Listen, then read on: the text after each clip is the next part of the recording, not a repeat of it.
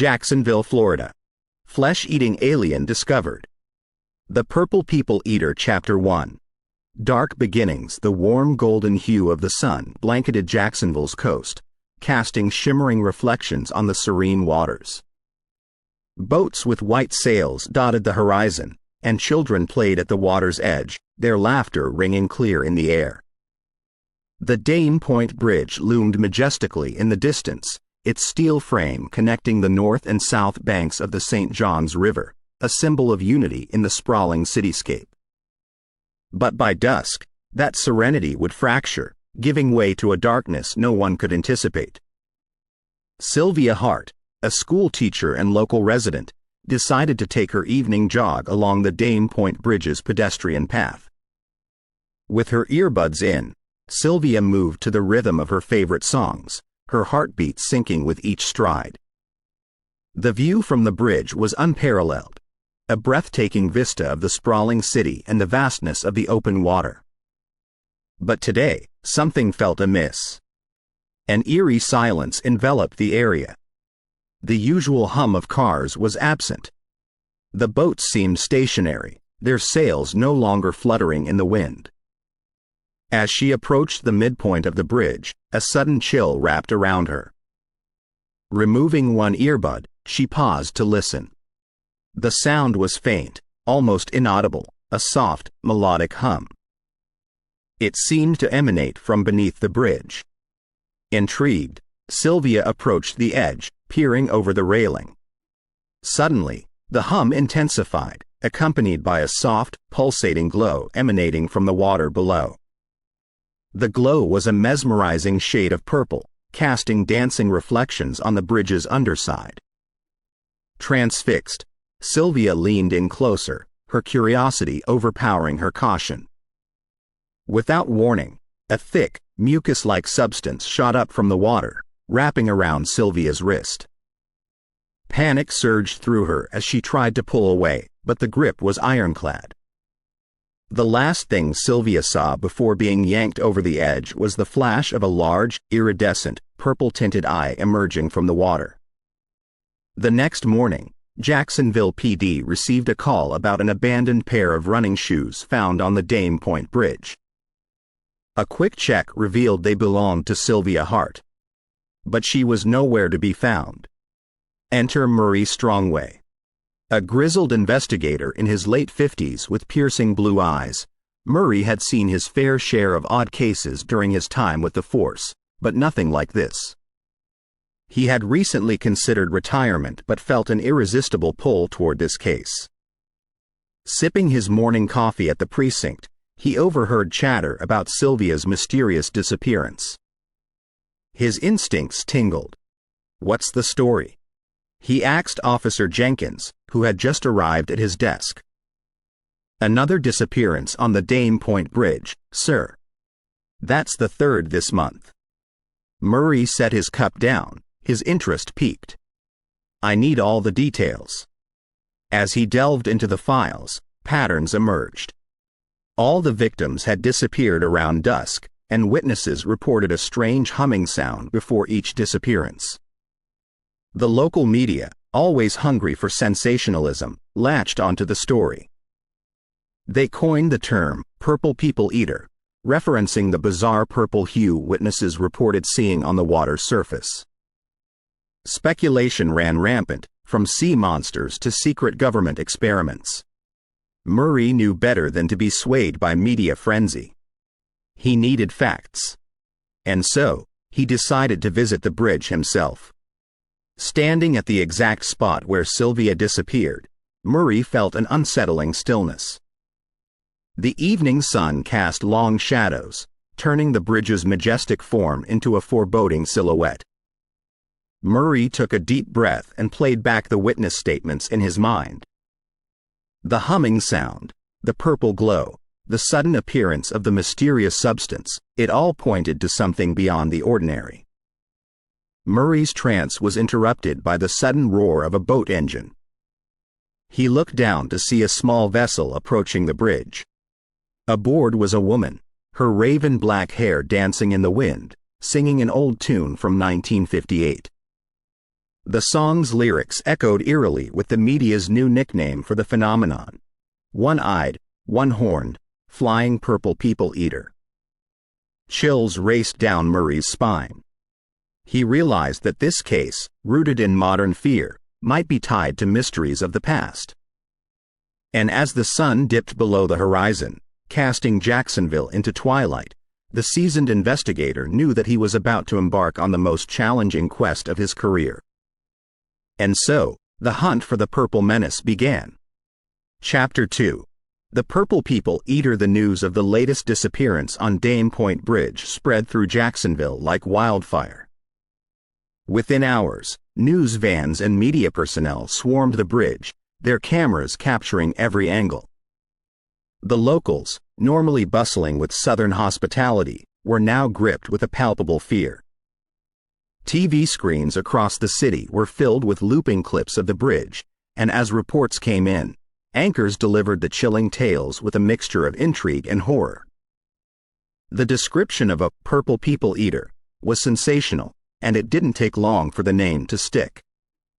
The first time Murray heard the term was from a local news reporter, Jane Whitaker, who accosted him as he exited the precinct.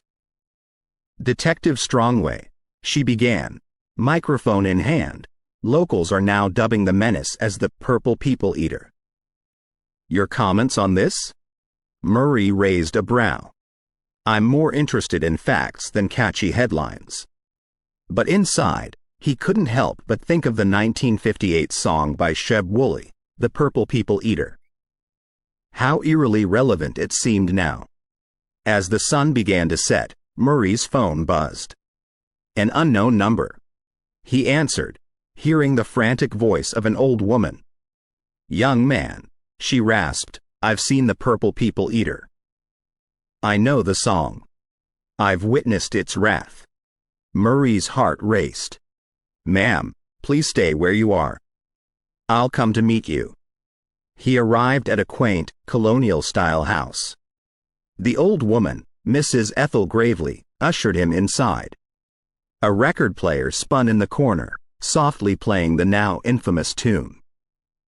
Sitting down, Ethel began, "I was a child when that song first played on the radio. It was meant to be fun, a little silly even. But one day, after my friends and I sang it near the river, strange things happened." "What kind of things?" Murray probed. "Strange lights in the sky, an echoing hum in the air. And then, my best friend Lila, she disappeared." Ethel's voice broke, memories flooding back. "No one believed us children. They said Lila had run away. But I knew the truth." A chill ran down Murray's spine. "You think it's related to what's happening now?" Ethel nodded. The song was a warning, and now, it's back. Murray felt a strange mix of skepticism and concern. But before he could ask another question, his phone buzzed again. Another eyewitness. Near the bridge, a fisherman named Dale recounted seeing a purplish figure rise from the water. It had a translucent skin, glistening in the moonlight, almost beautiful. But its eyes were like black voids, and when they met mine, my mind went blank. A young woman named Clara reported a similar story. While on a late-night walk, she felt an irresistible urge to approach the bridge. It was like a siren call. The hum, the purple hue. And then, a voice in my head, whispering, beckoning. If my dog hadn't barked and snapped me out of it, I think I'd be gone. The stories kept pouring in, painting a terrifying picture of an intelligent, predatory entity haunting the bridge. With the eyewitness accounts piling up, Murray had his work cut out. He assembled a task force, determined to get to the bottom of this. But as night fell over Jacksonville once more, the weight of the mystery pressed heavy on his shoulders. While many in the city locked their doors, others were drawn to the bridge, whether out of morbid curiosity or the aliens' potential telepathic allure. Conspiracy theories flourished. Some claimed the government was covering up an alien visitation. Others believed that the song was a cursed incantation. Murray sat in his office, the lyrics of the Purple People Eater playing on loop. Each verse, each note, felt like a clue, a piece of the puzzle. One-eyed, one-horned, flying Purple People Eater, the song played. Deep in thought, Murray's gaze landed on a framed photo of his late wife, reminding him of the personal stakes. He wouldn't let another soul be taken. Not on his watch. He made a decision. Tomorrow, he would confront this entity, armed with the collective knowledge of the town's residents, the haunting notes of a decades-old song, and the determination to end Jacksonville's terror. Little did he know, the most chilling chapters of this saga were yet to unfold. Chapter 3. Echolocation and Night Visions. Dusk blanketed Jacksonville as Murray Strongway entered the makeshift research lab set up within the precinct. Before him, a team of specialists from various fields, zoology, marine biology, neurology, and even a few ufologists, pored over data and witness testimonies. The walls were plastered with maps of the Dane Point Bridge area, photographs of the supposed alien sightings, and a single looping lyric from the 1958 song, One-Eyed, One-Horned, Flying Purple People Eater. A zoologist named Dr. Lillian Baxter approached Murray with a determined stride. "Detective Strongway," she began, adjusting her glasses, "we believe echolocation is a significant aspect of this creature's hunting technique." "Echolocation? Like bats and dolphins?" Murray asked, brows furrowing. "Precisely," Dr. Baxter replied, pointing to a sonar mapping of the bridge's vicinity. "This series of high-frequency clicks? They've been repeatedly reported by witnesses near the bridge. The creature may use them to navigate, communicate, or even stun its victims." Murray recalled Dale, the fisherman's account of the siren call near the bridge. "That could explain the trance-like states of some witnesses," he murmured. "Yes," Dr. Baxter continued, "it's like a lure, beckoning victims to the bridge. Coupled with its potential telepathic abilities, this creature is a master of manipulation." As the night deepened, reports of more abductions trickled in. The city's streets, usually lively with the sounds of southern evenings, were hauntingly silent, save for the occasional distant wail of a siren. Determined to confront the menace, the local enforcement launched a nocturnal operation. Floodlights illuminated the Dane Point Bridge and surrounding waters.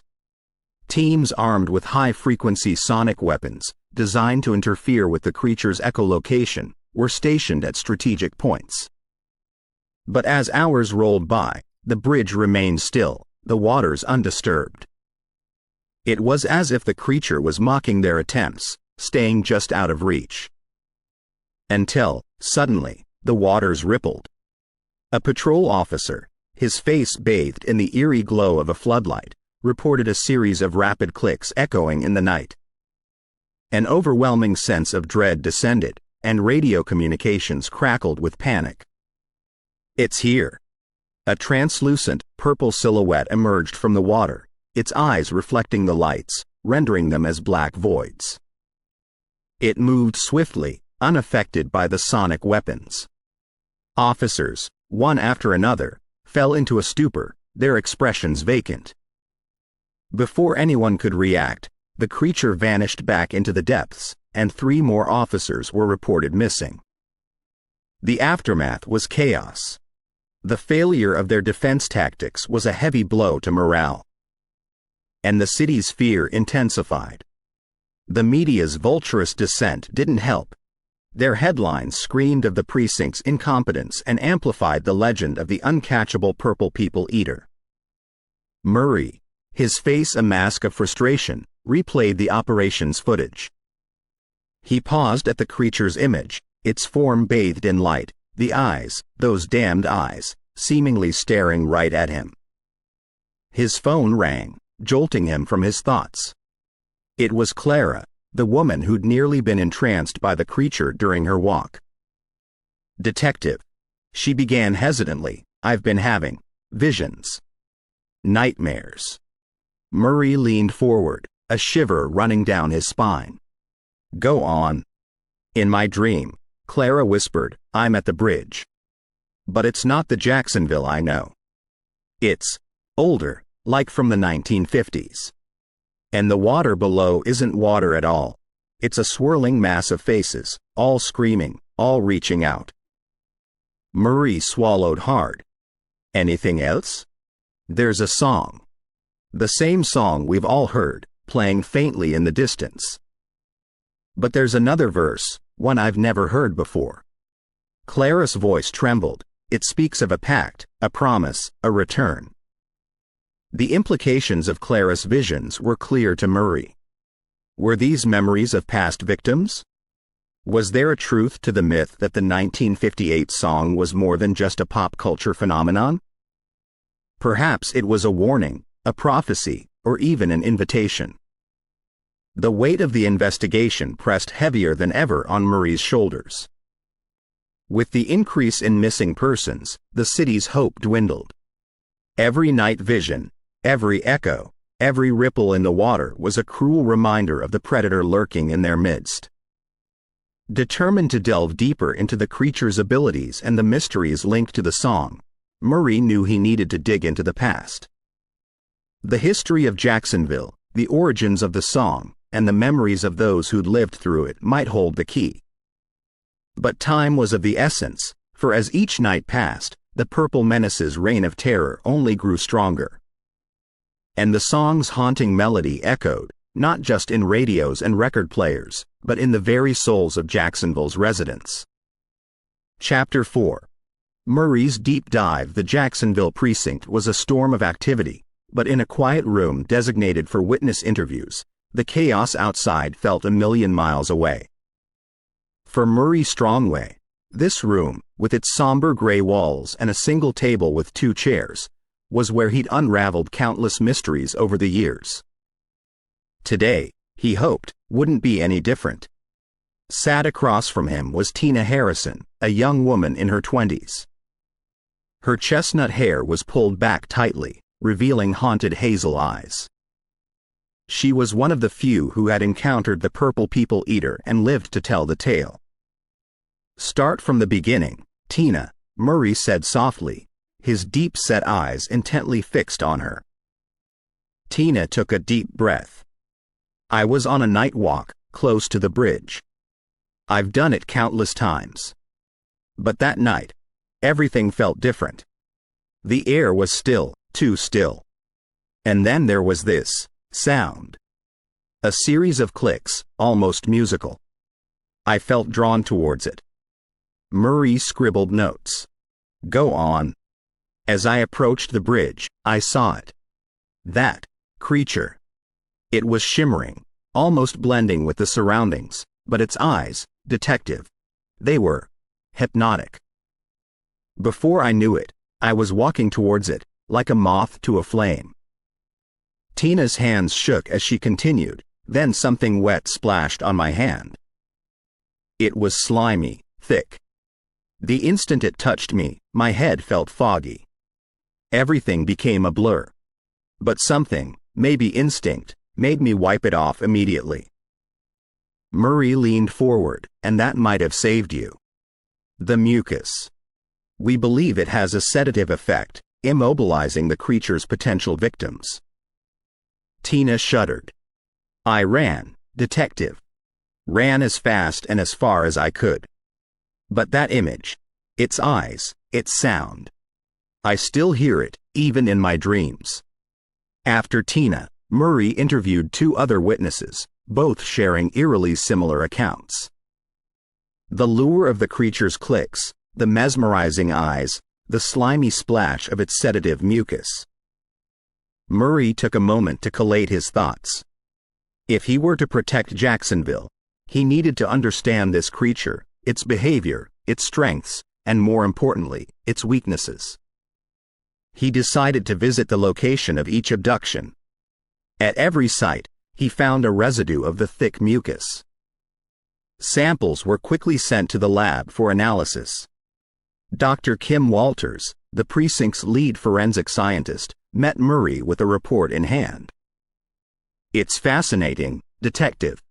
This mucus contains a complex blend of neurotoxins. From what we can tell, it's fast-acting, causing rapid disorientation, even unconsciousness. However, it seems to evaporate quickly, which is perhaps why the victims who managed to escape did so by instinctively wiping it off." Murray frowned. "Any way to counteract it?" Dr. Walters hesitated. "We're working on it, but the compound is alien to anything we've seen. We might come up with a temporary solution, but it'll take time." Time, Murray realized, was in short supply. Every night brought new disappearances, and the city was on the edge. The media's relentless speculation didn't help. Theories ranged from the creature being a government experiment gone wrong to it being an otherworldly sentinel heralding the end of times. Haunted by the weight of responsibility, Murray spent nights on end near the Dane Point Bridge, hoping to catch another glimpse of the creature, to find some pattern, some clue. On one such night, as the metallic rhythm of the bridge resonated and the waters below shimmered under the dim light of the lampposts, he heard it again, those chilling, hypnotic clicks. Armed with protective gloves and a makeshift face shield, Murray approached cautiously. There it was, the purple people-eater, its form shimmering, its eyes, a deep void. For a moment, they locked eyes, the seasoned detective and the otherworldly predator. And in that fleeting instant, a flood of images overwhelmed Murray. Flashbacks of Jacksonville from another time, echoing screams, and that song. Always that song. Murray felt a splash. The creature had released its mucus, but his protective gear shielded him. Snapping back to reality, he tried to chase the creature, but it disappeared into the watery abyss. The sun was about to rise when Murray returned to the precinct. While he hadn't captured the creature, he'd gained something invaluable: insight. The creature wasn't just a predator. It was a messenger, tied to a mystery rooted deep in Jacksonville's history. Exhausted but resolute, Murray knew his next step. To defeat the predator, he had to delve deep into the city's past, understand the song's origins, and uncover the link that bound the creature to Jacksonville. For in that link lay the city's salvation, or its doom. Chapter 5. Helicopter Hunt. The overhead whirring of helicopter blades shattered the early morning calm. It was barely dawn, the sun painting the skies in hues of orange and pink, but for Jacksonville, the day had started hours ago. Searchlights cut through the pre-dawn darkness, sweeping the waters below. Aboard the lead helicopter, Murray Strongway, flanked by a SWAT team and expert pilot, Captain Ray Daniels, was in the midst of what was arguably the city's most ambitious manhunt, or, more aptly, creature hunt. "We need eyes everywhere, and I mean everywhere. It blends in, it's quick, but it can't hide forever," Murray said, his voice barely audible over the deafening roar of the blades. From his vantage point, the Dane Point Bridge appeared eerily serene. But he knew better. Beneath its tranquility lurked a terror that had paralyzed Jacksonville. Ray's voice crackled over the intercom, Sector 2 clear. Moving towards the bridge. As the helicopter approached, a cold shiver ran down Murray's spine.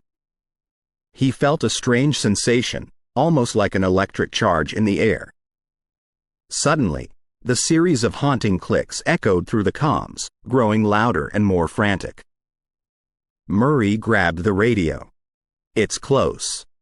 Everyone, be on high alert."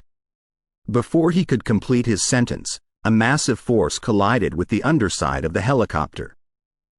The impact was so severe that it momentarily threw the aircraft off balance.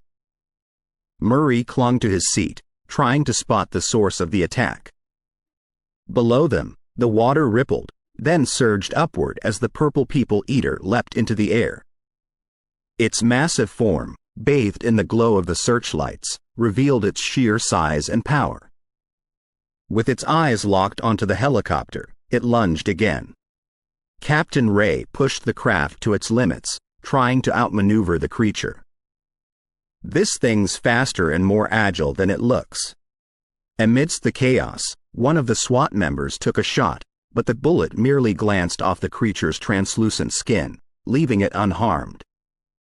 Instead, it only seemed to infuriate the creature further. Another leap, and this time, the creature clung onto one of the landing skids. The helicopter swayed violently. Murray could see its eyes up close now, endless voids that seemed to pull him in. Ray's voice was a mix of panic and determination. "We need to shake it off." He executed a series of evasive maneuvers, but the creature held on, its strength evident. Finally, with a combination of a sharp ascent and rapid turn, the creature lost its grip and plummeted into the river below. For a moment, everything was silent. Murray exhaled a breath he didn't realize he'd been holding. But their relief was short-lived as several other helicopters reported similar attacks. Back at the precinct, the footage of the aerial hunt, captured from multiple angles, was broadcast. Jacksonville, already on edge, was now plunged into full-blown panic. The aerial display of the creature's might had demoralized even the staunchest of skeptics. Mayor Elaine Anderson called an emergency meeting. "This isn't just about missing persons anymore.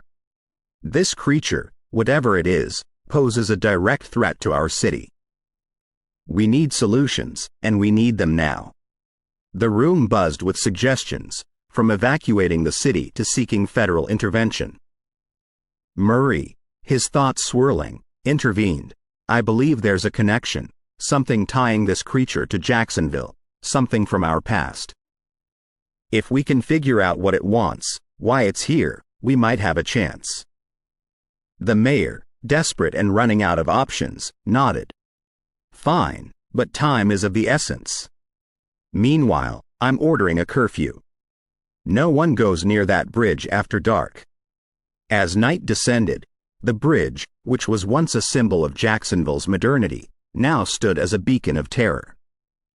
The city waited with bated breath, hoping for answers, as darkness embraced them, punctuated only by the periodic echo of haunting clicks. Chapter 6.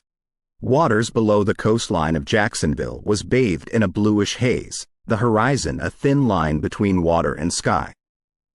As the city grappled with the terror above ground, a new hypothesis began to take shape, suggesting that the answers they so desperately sought were submerged beneath the waves. The creature's agility in water, its seemingly effortless leaps, and its ability to vanish without a trace had led Murray to suspect the waters below as its possible habitat. If the bridge was its hunting ground, then the depths of St. John's River might just be its sanctuary. At the heart of Jacksonville's marine research facility, Dr. Clara Evans, an eminent marine biologist, pored over recent sonar readings. The aberrations in the data were clear, and they didn't belong to any known species. She looked up as Murray entered her office. "I've been expecting you, Strongway. I assume you're here about our mutual friend?" Murray nodded, taking a seat opposite her. "The Purple People Eater. I believe it's been using our waters as its base." Clara sighed, pushing the sonar data towards him. "You might be right. Over the past month, we've noticed odd patterns. Large sections of the riverbed disturbed, schools of fish suddenly disappearing, even reports of dolphins and manatees being attacked." Murray studied the sonar images, his heart racing. These tracks and disturbances on the riverbed. Could they be? Quote. Nests or dens? Possibly, Clara confirmed. If this thing is as smart as it seems, it would need a hiding place. Somewhere it can retreat, rest, and perhaps even feed. As Murray and Clara brainstormed, a young intern named Danny burst into the office, his face pale. "Dr. Evans, We've just received reports from local fishermen. They've found something big." Within the hour, Murray and Clara were on a boat, heading towards the reported location. As they approached, they were met with a grisly sight. Multiple marine animals, including dolphins and manatees, were found lifeless, their bodies bearing the same puncture wounds seen on the abducted humans. The air grew tense, the stillness broken only by the soft lapping of water against the boat's hull. Clara knelt beside one of the dolphins, her face somber. "This isn't just about hunting for food. This creature is asserting dominance, marking its territory." Murray grimaced. "It's laying claim to the waters. We've seen how it reacts to threats in the air. Now, it's showing us what it can do below." Over the next few days, under Clara's guidance, specialized marine teams were deployed to comb the depths of the river. Equipped with advanced sonar and submersibles, they sought any sign of the creature's lair. The days were long, and the findings sporadic.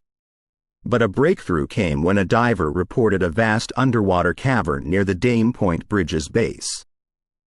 The entrance was littered with remnants of various aquatic animals and, shockingly, human artifacts. Murray, along with a specialized dive team, decided to investigate the cavern. The waters grew darker as they descended, the chilling silence pressing in from all sides. Their torchlights revealed the cavern's expanse, its walls eerily reflecting the purple hue they had now come to associate with the creature.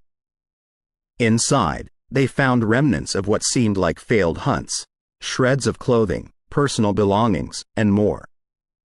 But what was most unnerving was the mucus-like substance that covered parts of the cavern floor. Murray carefully collected a sample, remembering its sedative properties.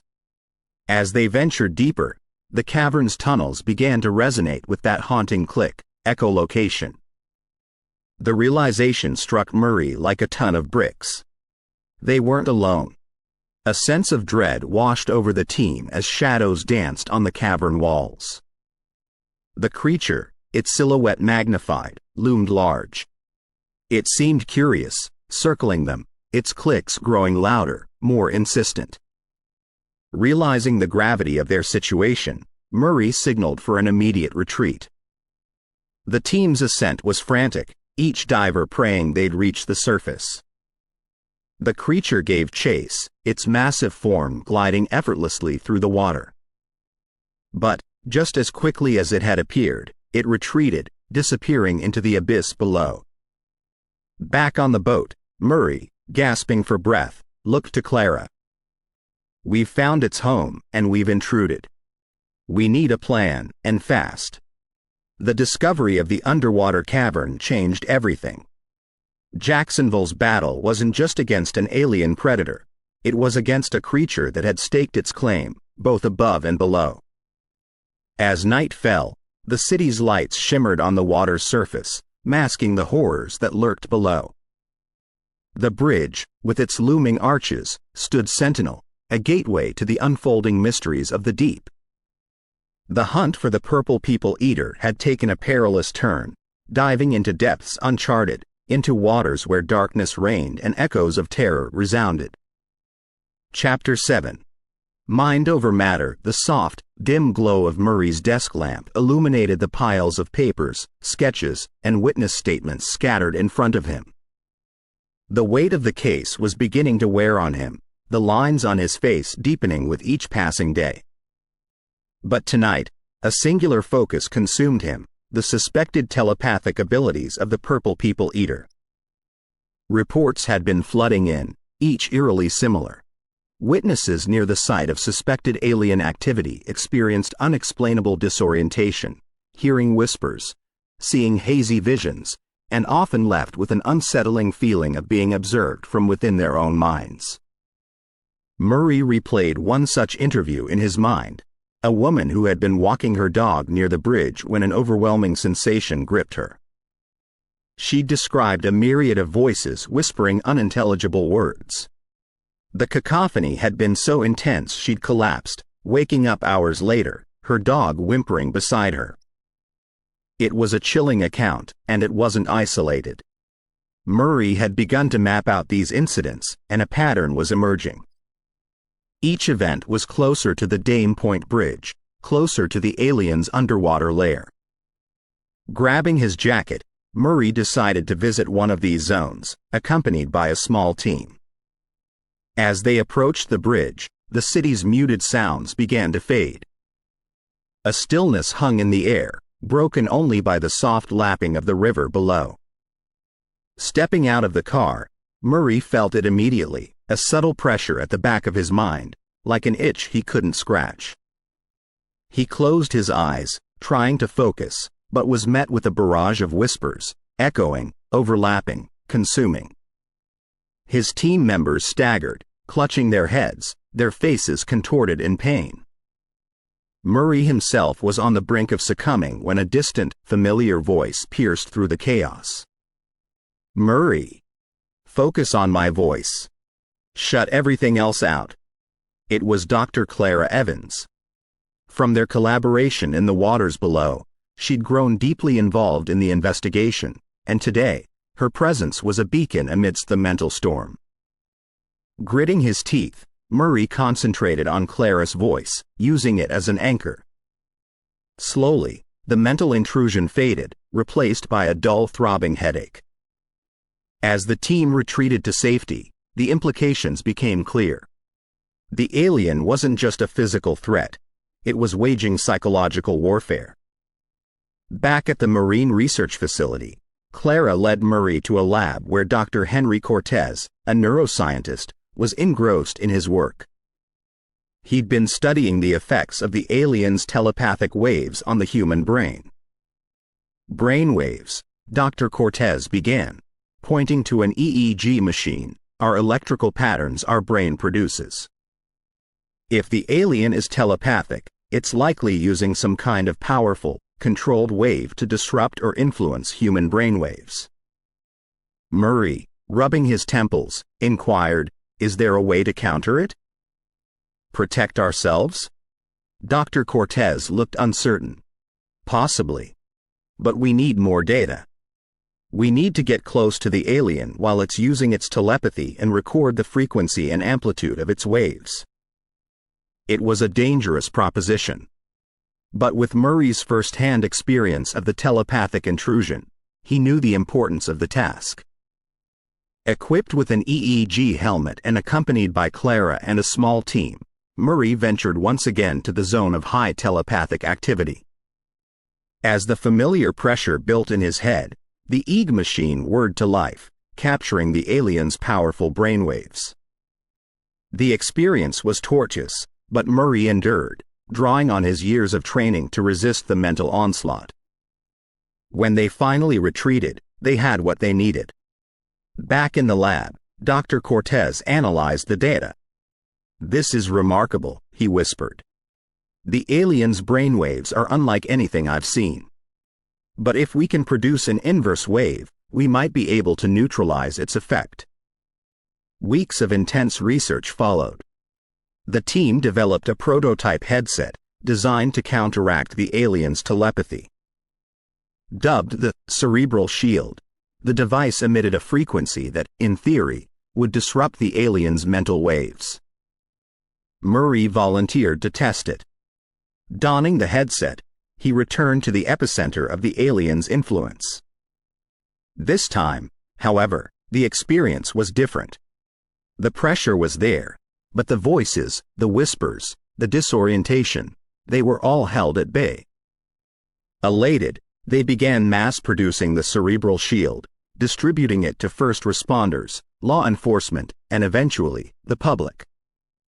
Yet, amidst the small victory, Murray knew the battle was far from over. The alien's telepathic abilities were just one facet of its arsenal. But with the cerebral shield, humanity had a fighting chance. As night draped over Jacksonville, the city lights shimmered, reflecting both hope and trepidation. The game of cat and mouse with the purple people eater continued, each side adapting, evolving, and striving for the upper hand in a clash that would determine the fate of the city. Chapter 8. Purple's prey. Jacksonville's beachgoers had always been privy to tales of sea creatures, sharks, and the occasional manatee sighting, but what was to come would make every other story pale in comparison. Dawn was breaking over Neptune Beach when local surfer, Ben, paddled out to catch the first waves of the day. The water was calm and inviting, with only the occasional slap of the paddle and the soft rush of the tide breaking the silence. The peaceful ambiance was rudely shattered when a guttural, unearthly scream echoed across the water. It seemed to originate from a point not far from where Ben rode his wave. Horrified, Ben spotted a massive, indistinct shadow below the water's surface, moving swiftly. In a heartbeat, the shadow lunged, and a translucent, purple-tinted appendage wrapped around another surfer's leg, dragging him under with a violent swirl. Ben paddled frantically towards the shore, shouting for help.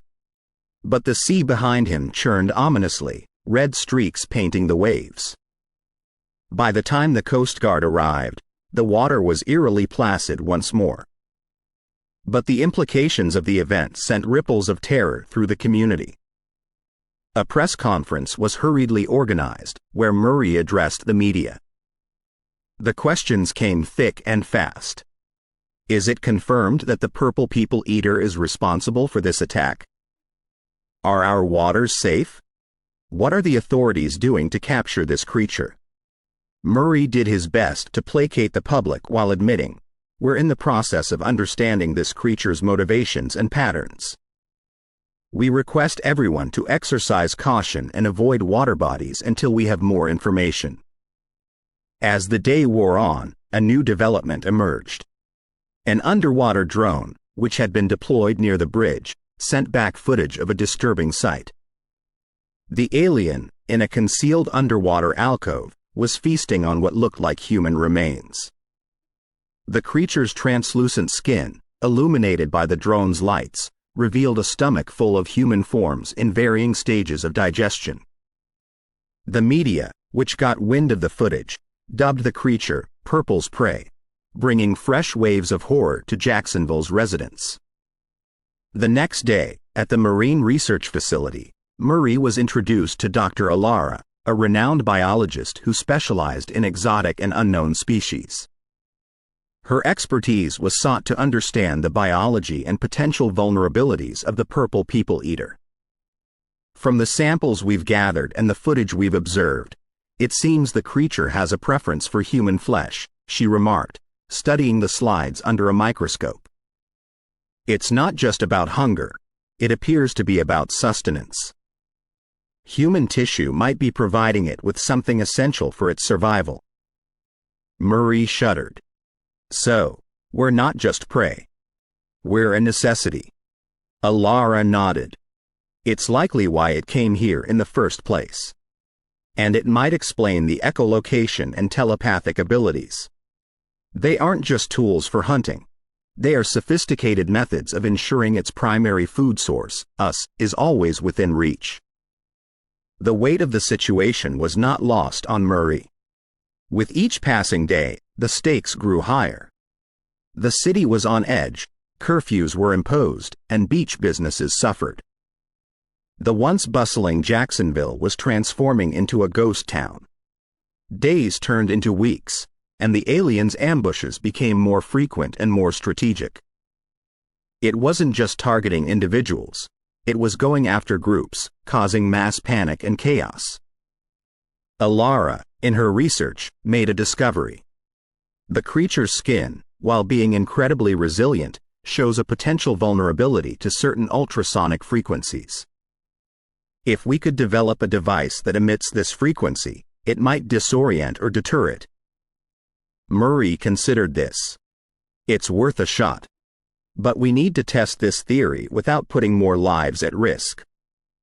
Together with Alara, they hatched a plan. Using bait, meat with human biochemical markers, they would lure the creature to a designated spot rigged with the ultrasonic devices. The night of the operation was tense. As the bait was lowered into the water, every eye was trained on the screens, every ear attuned to the sounds of the deep. An hour passed, then 2. Just when it seemed like the creature wouldn't take the bait, a large shadow loomed. The purple people eater, drawn by the bait, approached cautiously. As it came within range, Alara activated the device. A high-pitched, almost inaudible frequency permeated the water. The creature's reaction was immediate. It thrashed violently, its echolocation and infrared vision clearly disrupted. However, the victory was short-lived. With a powerful thrust, the creature vanished into the depths, leaving behind the untouched bait and a trail of its sedative mucus. While the operation wasn't a complete success, it provided a glimmer of hope. "It's a start," Murray remarked, exhaustion evident in his voice. Alara nodded in agreement. "We've found a chink in its armor. Now, we just need to find a way to exploit it." As Jacksonville slept under a blanket of uncertainty, Murray and Alara pored over their data, determined to find a solution. The hunt for the purple people eater was far from over, and the battle of wits between man and alien was only just beginning. Chapter 9. Battle on the Bridge. The Dame Point Bridge, with its soaring pylons and expansive stretch over the St. Johns River, had always been a symbol of Jacksonville's architectural prowess. But tonight, it would serve a darker purpose. Murray had determined that the bridge would be the ideal location for a trap. The alien's consistent activity in the area and its known hunting patterns made the decision clear. With the water below and the vast stretch of the bridge, escape would be difficult for the creature. The plan was to use high-powered lights and ultrasonic emitters, based on Dr. Alara's research, to disorient the alien and then capture it. But this wasn't just about capture, it was personal. Murray had seen firsthand the devastation the purple people eater had caused, the families torn apart. It was time to end this nightmare. As night descended, Jacksonville's elite tactical unit, heavily armed and dressed in protective gear, took their positions on the bridge. Every light on the bridge was turned off, replaced by specially designed lights with the power to penetrate the creature's infrared vision. The ultrasonic emitters were placed at strategic intervals. The city held its collective breath. Live news helicopters circled at a distance, their beams focusing on the bridge, providing a bird's-eye view for the entire nation. The world was watching. In the makeshift control center near the base of the bridge, Murray, alongside Dr. Alara, monitored multiple screens showing thermal and infrared feeds.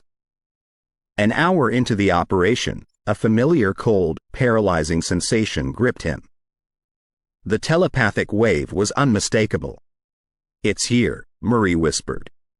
A distorted, chilling echo bounced around the structure, the creature's version of a mocking laugh. Then, chaos erupted. The creature, instead of being deterred by the lights and ultrasonic waves, seemed invigorated, even angered. It moved with alarming speed and agility, leaping onto the bridge, its translucent, purple form momentarily illuminated by the lights before knocking them out. Murray watched in horror as soldiers, one after another, were swiped into the air by the creature's tentacle-like appendages, thrown off the bridge or incapacitated by its sedative mucus. The ultrasonic emitters did momentarily disorient the creature, but it quickly adapted, smashing them to bits. The scene on the bridge was a terrifying dance of shadow and light. Each time the creature was lit up by a spotlight, it would retaliate, causing sparks, screams, and splashes below. Murray, clutching a modified gun loaded with tranquilizers based on the creature's biology, made his way onto the bridge. A primal anger drove him forward, pushing past the paralyzing fear. Spotting the creature, he took aim and fired. 1, 2, 3 darts found their mark, embedding themselves into the purple people eater. For a moment, it stumbled, its echoing roars of pain and rage reverberating. But the victory was short-lived. The creature retaliated, lunging at Murray with a speed he hadn't anticipated. Suddenly, a force knocked him to the ground, just in time. Dr. Alara had tackled him out of harm's way. The two of them watched in horror as the creature, momentarily distracted by a new onslaught from the remaining soldiers, demolished a segment of the bridge, causing cars, concrete, and unfortunate soldiers to plunge into the dark waters below. Breathing heavily, Murray turned to Alara. "We need to retreat. It's too strong, and our measures aren't effective enough." But Alara, her face pale but determined, responded, "Not yet. Look." She pointed to a device she'd been working on, a concentrated version of the ultrasonic emitter. "We have one shot at this," she said, activating the device.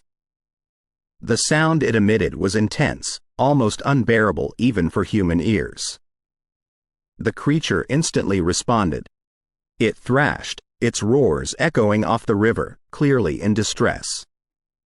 Sensing an opportunity, Murray aimed another set of tranquilizer darts and fired. This time, when they hit the creature, it fell to the ground, writhing but noticeably weakened.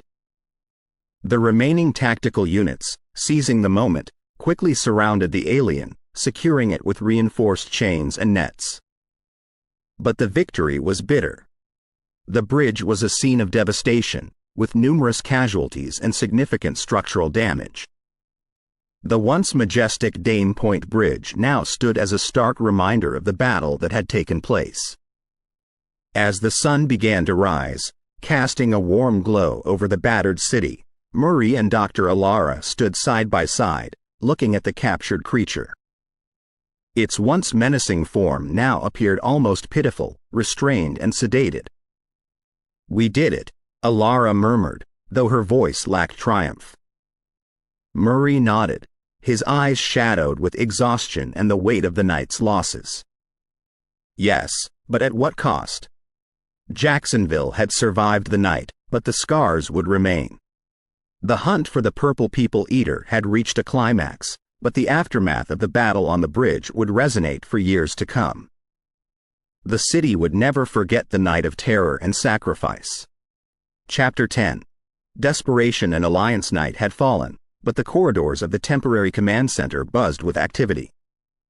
The walls, filled with screens displaying satellite imagery, infrared scans, and surveillance footage, painted a grim picture of the escalating crisis.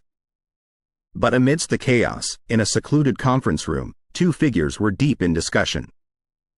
Murray Strongway, with his weathered face and silver-streaked hair, looked every bit the seasoned investigator that he was. Across from him was Dr. Alara, her raven-black hair contrasting sharply against her white lab coat, her eyes reflecting determination. "We have to find a way to understand it better," said Murray, rubbing his temples. "Every strategy we've employed has been reactive. We're consistently one step behind." Alara nodded, her gaze intense. "The creature's biology and abilities are unlike anything we've ever seen.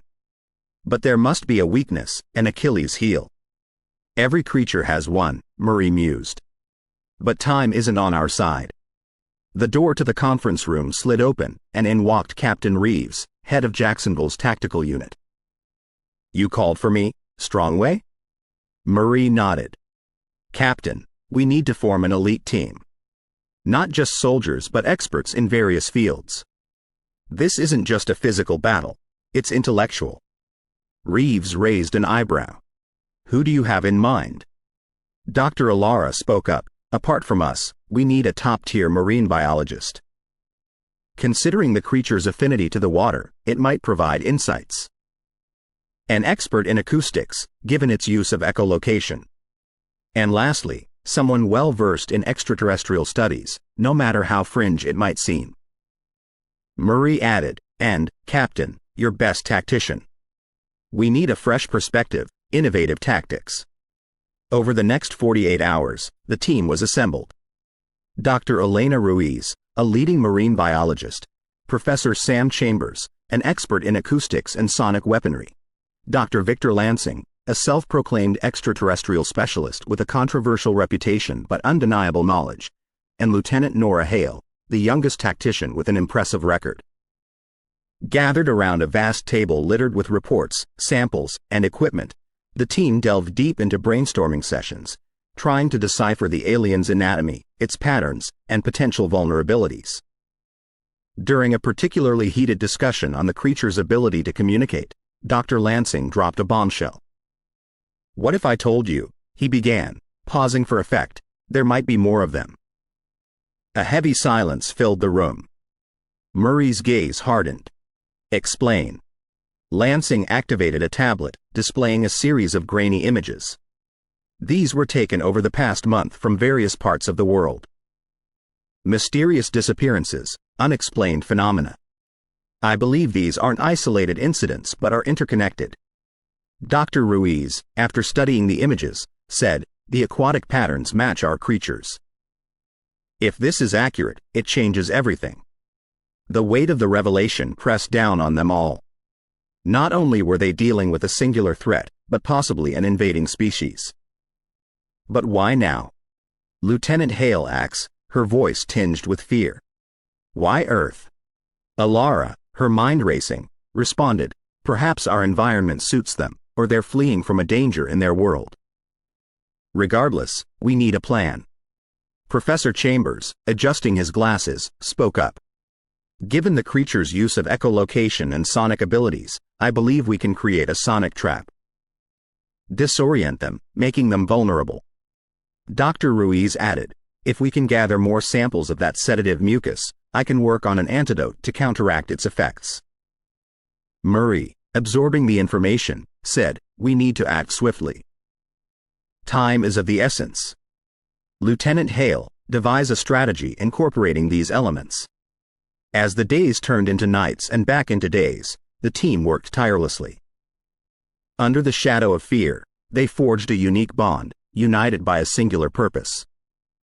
In a secluded lab, Dr. Alara and Dr. Ruiz managed to synthesize an antidote to the creature's sedative, while Professor Chambers, with a team of engineers, designed a powerful sonic weapon. Lieutenant Hale coordinated drills, ensuring every unit knew their part in the impending confrontation. But for all their preparations, the nagging fear remained. Were they truly ready for what lay ahead? One evening, as Murray sat on the command center's balcony, overlooking the shimmering waters of St. John's River, Dr. Alara joined him. The city's lights reflected in the water, creating a mirage of calmness, starkly contrasting the palpable tension in the air. "We're doing everything we can," Alara whispered, her voice soft. Murray sighed. "I know. But the unknown is what terrifies me. The thought that this might just be the beginning." She placed a comforting hand on his shoulder. "Whatever comes our way, we'll face it. Together." As they looked out into the vastness, the shimmering waters hid secrets, dangers, and a looming battle. The hunt for the Purple People Eater had evolved into a battle for survival, and the fate of Jacksonville, perhaps the world, hung in the balance. Chapter 11. Purple Shadows. The bustling city of Jacksonville, known for its coastal charm, had transformed into a ghost town. As the sun dipped below the horizon, casting long shadows over the streets, fear gripped its inhabitants. The comforting chirp of crickets was replaced by an eerie silence. Rumors circulated wildly. Whispers of multiple Purple People Eaters had spread like wildfire. Grainy videos of the alien creatures, their translucent, purple-tinged skin barely discernible, filled social media platforms. Every rustling leaf, every creaking door became a source of paranoia. The once picturesque Dame Point Bridge, the heart of the abductions, was now a looming monstrosity casting dark reflections in the waters below. Amid this escalating panic, Murray Strongway was feeling the pressure. Every missing person report felt like a personal blow. He had seen many challenges in his decorated career, but this was unlike any other. "Murray," Dr. Alara's voice came over the phone, her usually composed tone shaky. "There's been another sighting. Riverside. Close to the Cummer Museum." Murray's heart sank. "Are you certain?" "I've seen the footage," she replied. "There's no mistaking it." Downtown Jacksonville's neon lights were now overshadowed by military vehicles. Helicopters hovered, their searchlights combing every inch. But the creatures, with their unparalleled abilities, remained elusive. At the temporary command center, a meeting of the top echelons was underway. Murray, Dr. Alara, and the elite team they had assembled were joined by General Carter, representing the military's interests. "As much as I respect your endeavors, Strongway," the general began, his voice booming across the room, "this situation has escalated beyond a criminal investigation. We're dealing with a potential invasion." Murray clenched his jaw, trying to contain his frustration. "General, with all due respect, we need more time." "Our team is close doesn't cut it," General Carter interjected. "We have these things on our soil, endangering our citizens. I've been authorized to consider military intervention. We're contemplating a lockdown, perhaps even a strategic strike." A murmur of disbelief spread across the room. Dr. Alara, voice raised in protest, countered, "A strike? Are you suggesting leveling parts of Jacksonville? The collateral damage, the loss of innocent lives." General Carter held up a hand, silencing her. "Dr. Alara, this is bigger than Jacksonville. If we don't contain this here, who's to say these creatures won't spread across Florida?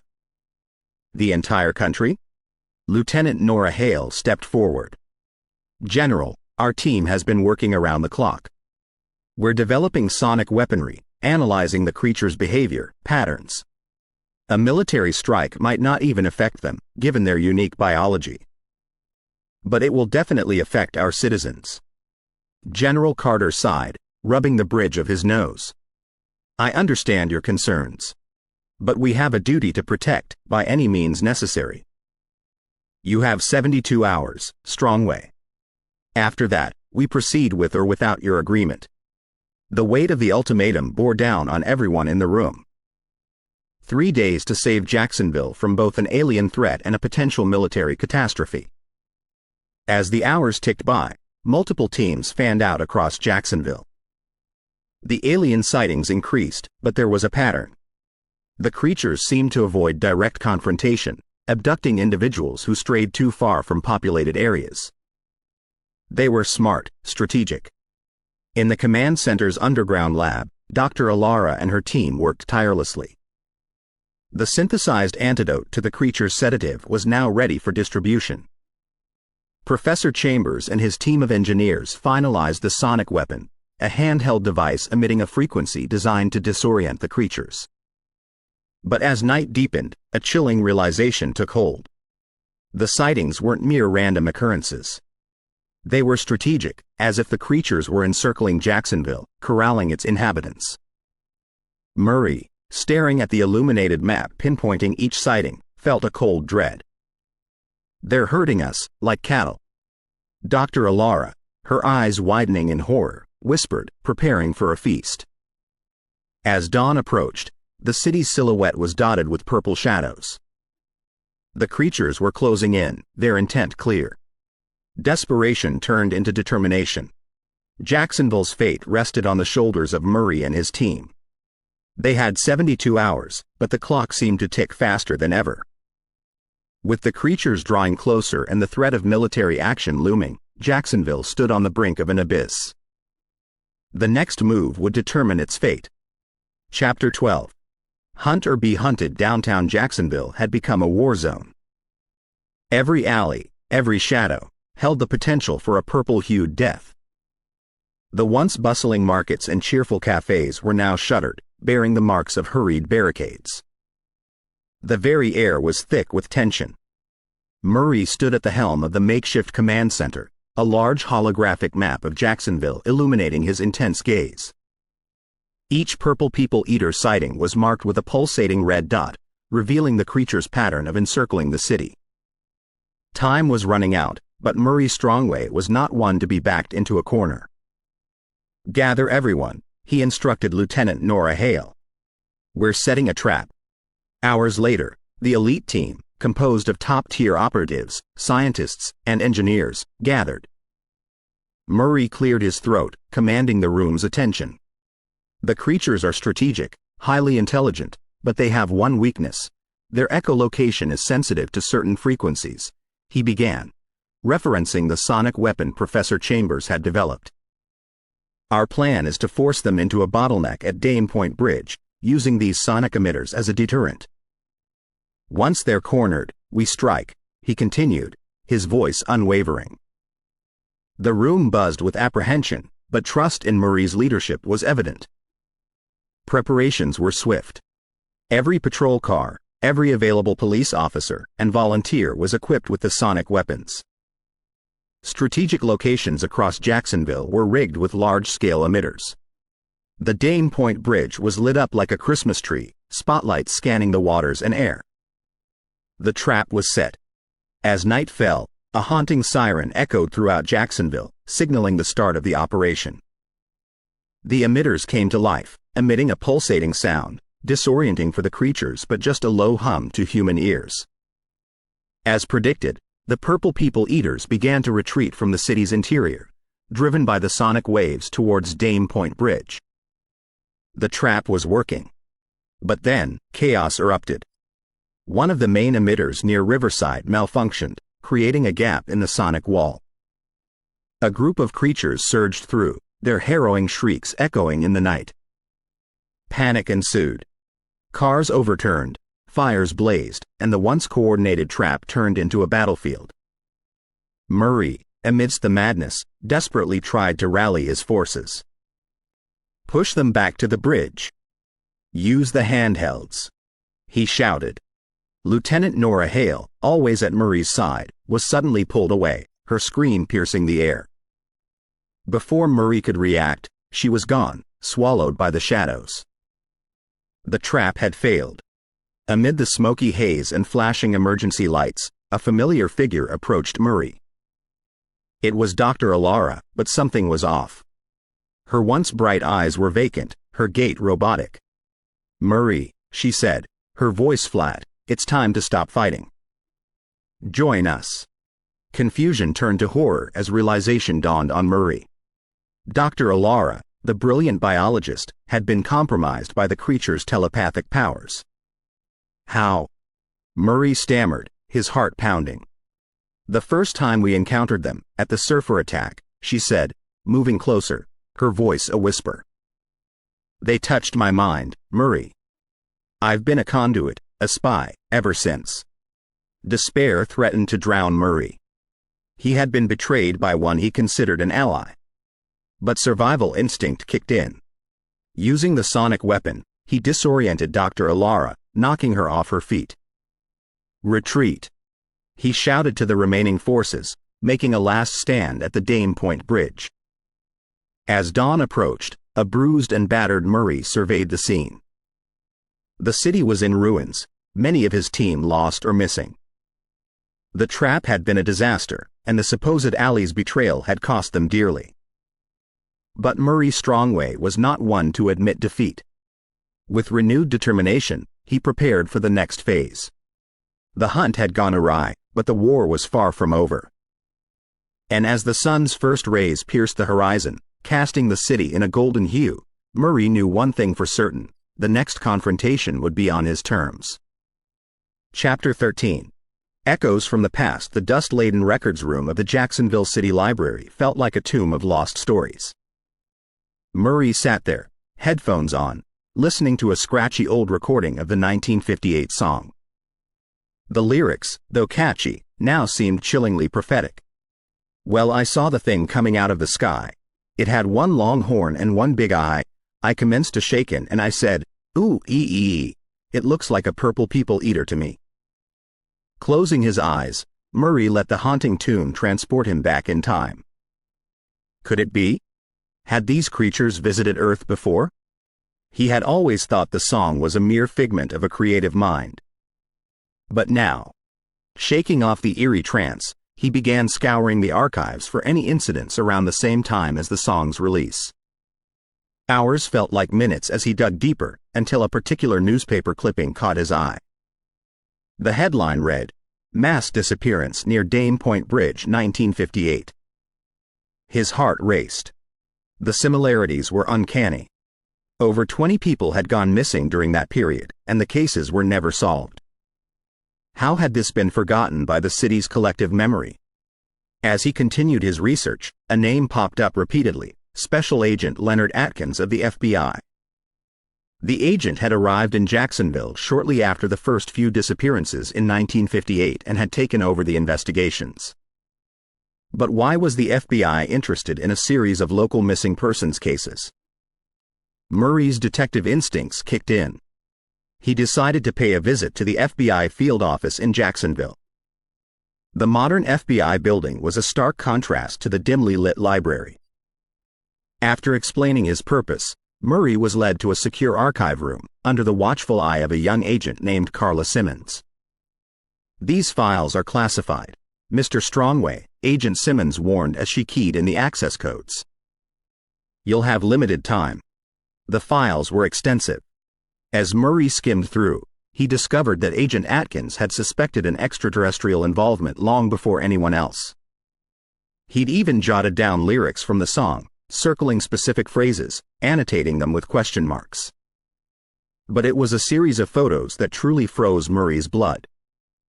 Black and white images showcased strange, circular imprints on the ground, cattle drained of blood, and most hauntingly, a translucent, purple-tinged figure, barely visible against the night sky. Agent Atkins' notes hinted at a cover-up. He believed that the government was aware of these entities, perhaps even in contact with them. His suspicions were confirmed when Murray found a telegram from Washington, instructing Atkins to cease his investigations and return immediately. Murray could barely contain his shock. The implications were massive. These creatures weren't just recent threats, they'd been here before. And the government had buried it. Why was this kept from the public? Murray asked, his voice quivering with a mix of anger and anxiety. Agent Simmons looked uneasy. "There are certain truths," she began hesitantly, "that are deemed too dangerous for the public. Panic, unrest, these are potent forces. But people have a right to know." Murray retorted. "Sometimes," Simmons replied, "ignorance is bliss." And safety. Frustration welled up inside Murray. The weight of the deception was suffocating. But he wasn't the type to let mysteries lie dormant. "I need copies of everything," he demanded. Simmons hesitated but then relented. "Understood. But be careful, Mr. Strongway. You're treading on delicate ground." Murray left the FBI building, files in hand, a storm of emotions swirling within. These creatures weren't just predators, they were old foes, returning for reasons unknown. As night enveloped Jacksonville, Murray gazed at the Dane Point Bridge, now illuminated with emergency lights. The city was a ticking time bomb, and the past echoed with warnings. The Purple People Eaters weren't just legend. They were history. And Murray was determined to ensure they didn't become Jacksonville's future. Chapter 14. Deciphering the signal, the nights in Jacksonville had taken on an eerie cadence, punctuated by the high-pitched chirps that now haunted its streets. Many had dismissed it as a side effect of citywide panic or some tech malfunction. But Murray knew better.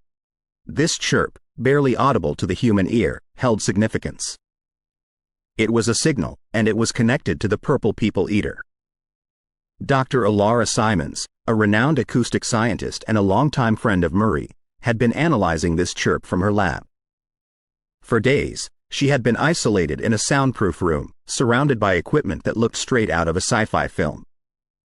Murray sat across from her, watching intently as she tweaked dials and consulted a spectrum analyzer. "This is no ordinary sound wave," Alara finally broke the silence. "It has layers.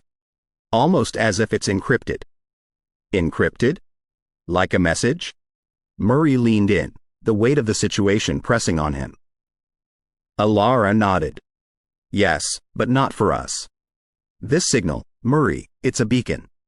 He took a moment to absorb that. "A beacon for what?" "I believe it's how they communicate, perhaps even how they navigate. And it's possible, just possible, that it's drawing more of them here." The ramifications were terrifying. If Jacksonville was a beacon for these creatures, then they were sitting ducks, inviting an army of predators to their door. Alara continued, "I've been trying to decode the frequency, find a way to jam or counteract it." Murray looked hopeful. Any luck?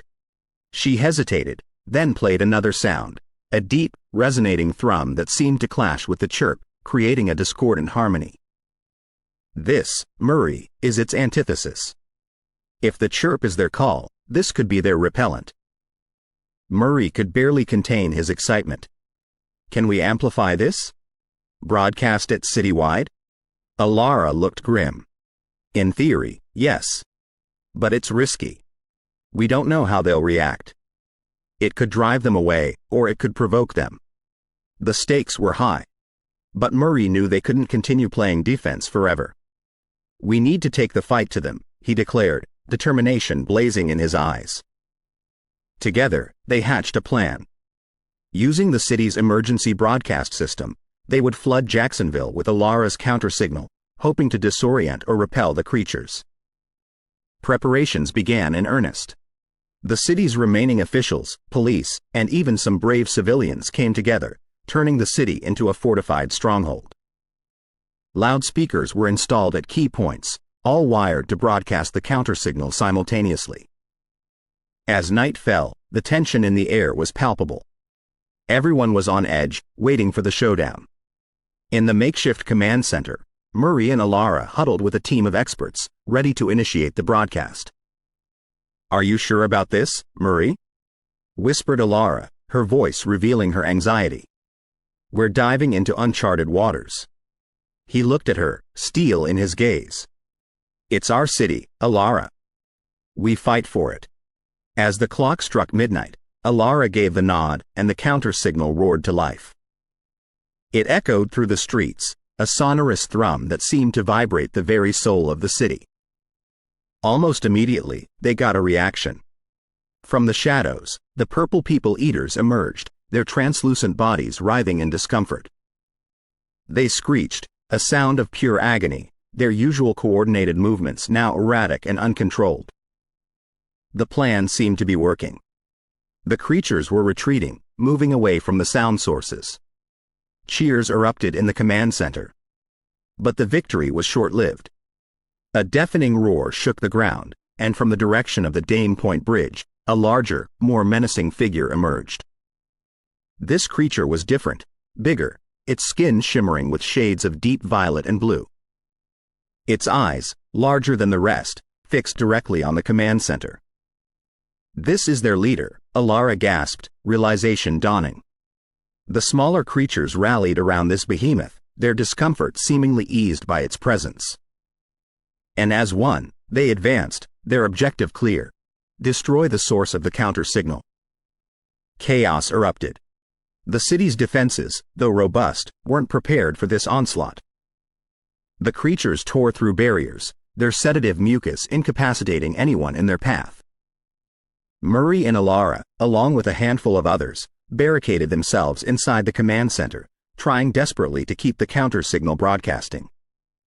But it was clear they were outnumbered and outmatched. Then, in a cruel twist, a member of their own team, an official Murray had trusted, turned off the broadcast. "It's for the greater good," he yelled, his face revealing a strange mix of fear and reverence for the creatures.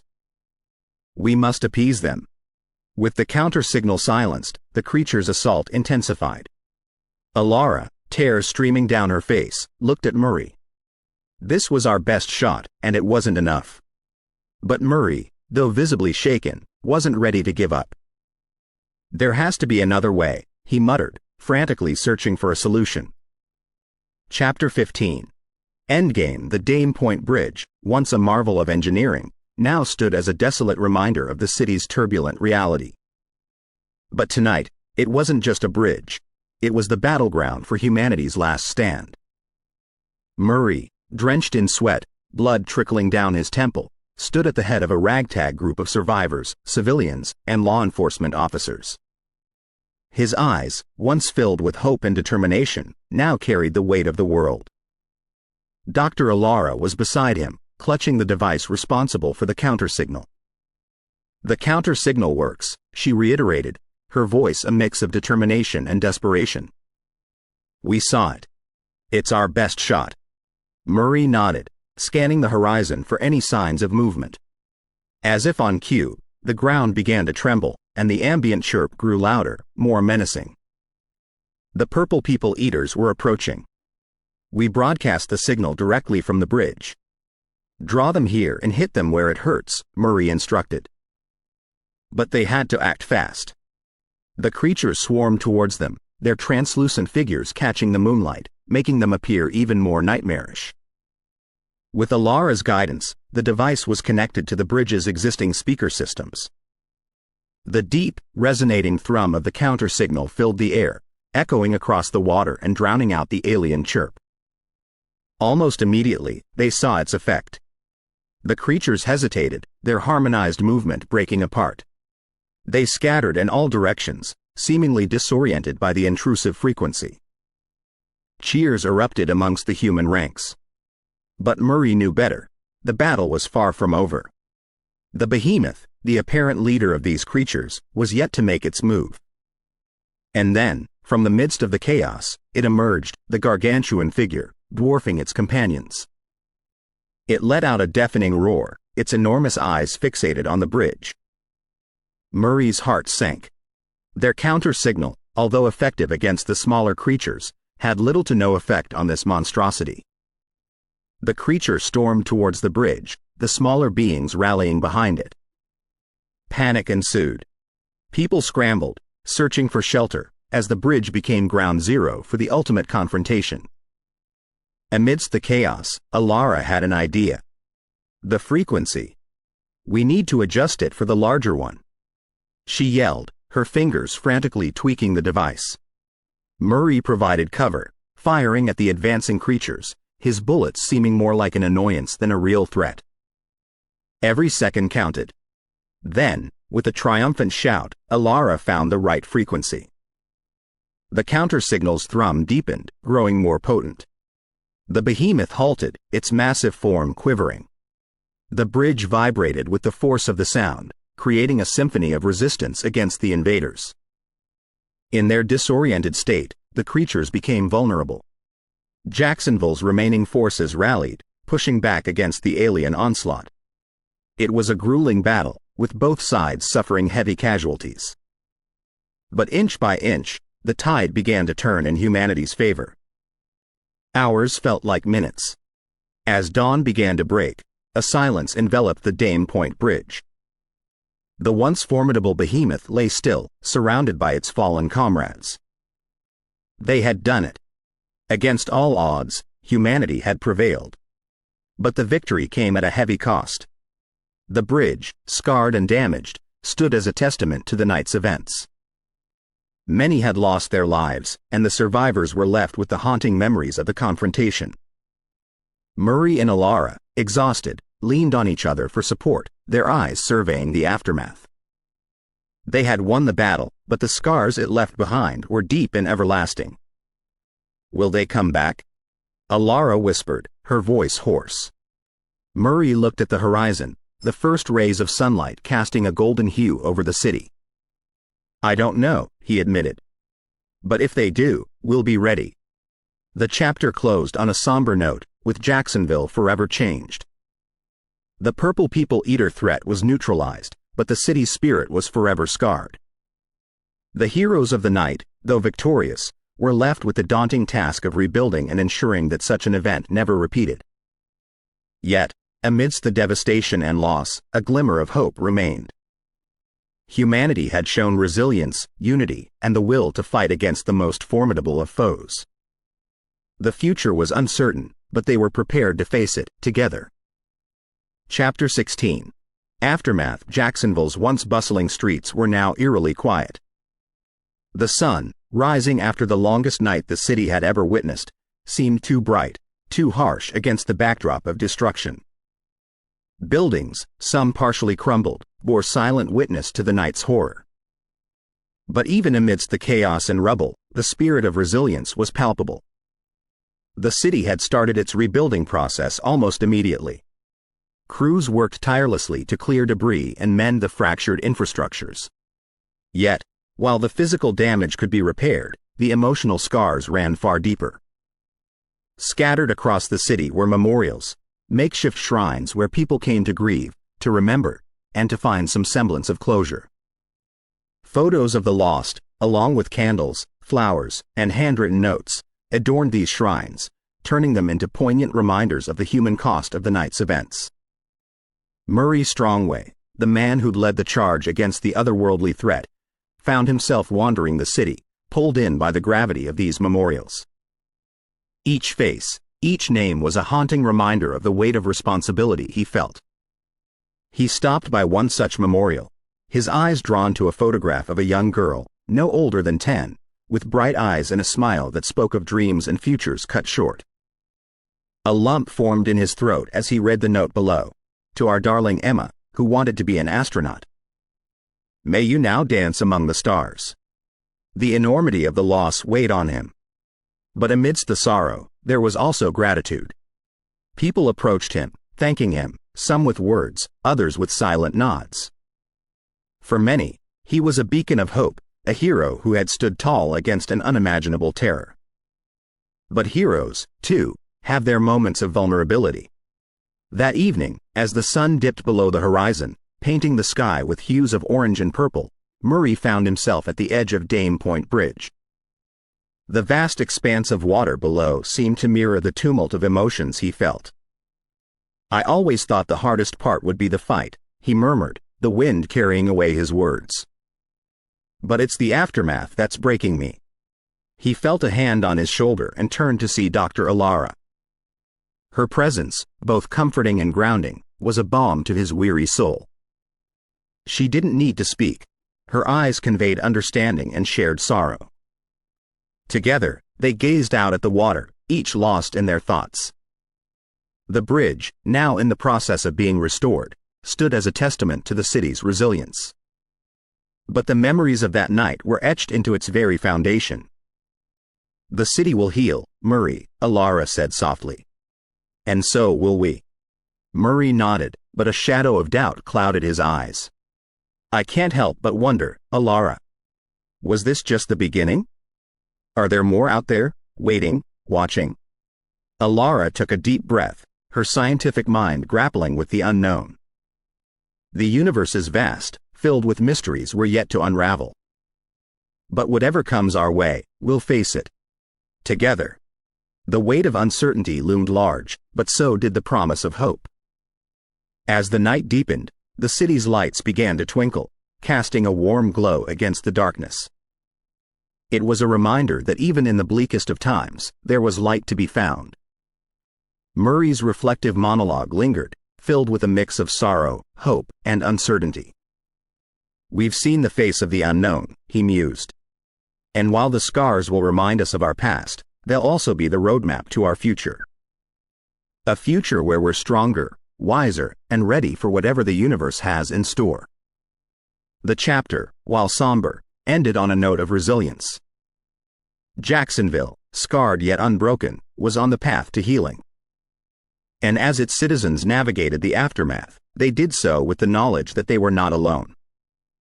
United in grief, hope, and determination, they were ready to face whatever the future held. Chapter 17. Unsettling revelations in the heart of Jacksonville. As memorials blossomed and repairs continued, a chilling echo began to resound from cities far removed. The morning news carried hushed, urgent reports, eerily reminiscent of Jacksonville's recent horror. "Seattle grapples with disappearances near waterfront," one headline read. "Boston authorities baffled as citizens report alien encounters," stated another. As Murray sipped his morning coffee, his gaze fixed on the screen. Images of distraught families in Seattle and Boston seemed to mirror the pain Jacksonville had endured. Reporters on the scene spoke of the same alien descriptions, the same modus operandi, the abductions near significant landmarks. Dr. Alara, her voice tinged with urgency, called him. "Murray, are you watching this?" "I am," he replied, a heavy weight settling in his chest. "It's happening again." Alara's sigh was audible over the phone. "I feared this might be the case." "It's not localized, Murray. They're spreading." The implications were terrifying. If this alien species had spread its tentacles across multiple cities, the magnitude of the threat was beyond anything they'd imagined. Murray's mind raced. We need to reach out, share our experiences, help them. I agree, Alara replied. We have the counter signal. We should use it. Murray quickly dressed and headed to the makeshift headquarters the city had set up post-invasion. Officials from various departments were gathered, their faces a mix of determination and worry. The room buzzed with hurried conversations and ringing phones. Upon seeing Murray, the mayor motioned for him to come forward. Strongway, we need your expertise. These reports, they're too similar to be coincidental. Murray nodded, his eyes reflecting the gravity of the situation. We have knowledge, a tool to combat this. It's our duty to aid these cities. Over the next hours, an emergency task force was assembled. Jacksonville's experience became invaluable, and Murray found himself at the helm, guiding strategy and sharing intelligence. By evening, plans were set in motion. Murray, Alara, and a team of experts would fly to Seattle, armed with the counter signal and a wealth of information. Their goal, to collaborate, advise, and hopefully neutralize the threat. Before leaving, Murray took a moment to address the public, his words broadcasted nationwide. To the citizens of Seattle, Boston, and any other city facing this terror, know that you are not alone. We've faced this enemy and will stand by you. Together, we will push back against the darkness. The journey to Seattle was filled with tension. The city skyline, usually a beautiful sight, was now dominated by search helicopters and eerie, silent streets. Upon landing, Murray's team was whisked away to a central command post, where Seattle's best minds awaited. Thank you for coming, Seattle's mayor greeted, gratitude evident in her eyes. We're out of our depth here. We've been through this, Murray reassured her. And we've found ways to fight back. As night settled over Seattle, the task force got to work. With the counter signal as their primary weapon, a plan was formulated. Surveillance showed increased alien activity near the Space Needle, making it the primary target for their operation. As hours turned into days, Seattle saw a glimmer of hope. The counter signal proved effective, disorienting the aliens and providing precious time to rescue those taken. But the victory was short-lived. Boston's situation grew dire. Reports streamed in of increased abductions, panic, and chaos. Murray's heart sank. It was a race against time, and the enemy was always one step ahead. The decision was unanimous. Once Seattle was stabilized, the team would move to Boston. Armed with a mix of hope, determination, and the bitter taste of experience, they headed east, ready to face the unfolding nightmare. In the heart of Boston, as landmarks like the Freedom Trail and Fenway Park became zones of terror, Murray stood tall, a beacon for a city under siege. And as the first eerie chirps pierced the night, a unified front rose against the invaders. The challenges were immense, but with every passing day, there were small victories. Citizens, armed with knowledge and tools, pushed back.